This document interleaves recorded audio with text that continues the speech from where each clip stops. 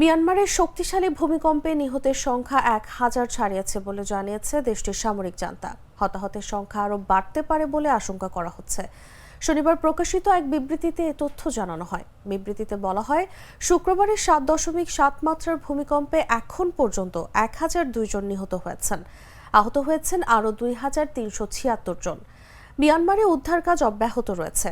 শুক্রবার দুপুরে আঘাত হানা ভূমিকম্পটি কেন্দ্র ছিল অগভীর, যা সাধারণত বেশি ক্ষয়ক্ষতির কারণ হয়ে থাকে। এর আগে শুক্রবার স্থানীয় সময় দুপুর 12টা 20 মিনিটে 7.7 মাত্রার ভূমিকম্প আঘাত হানে মিয়ানমারে। এর কেন্দ্রস্থল ছিল দেশটির উত্তর পশ্চিমের শহর সাগাইইং থেকে 16 কিলোমিটার দূরে। এলাকাটির রাজধানী নেপিদো থেকে প্রায় 100 কিলোমিটার উত্তরে।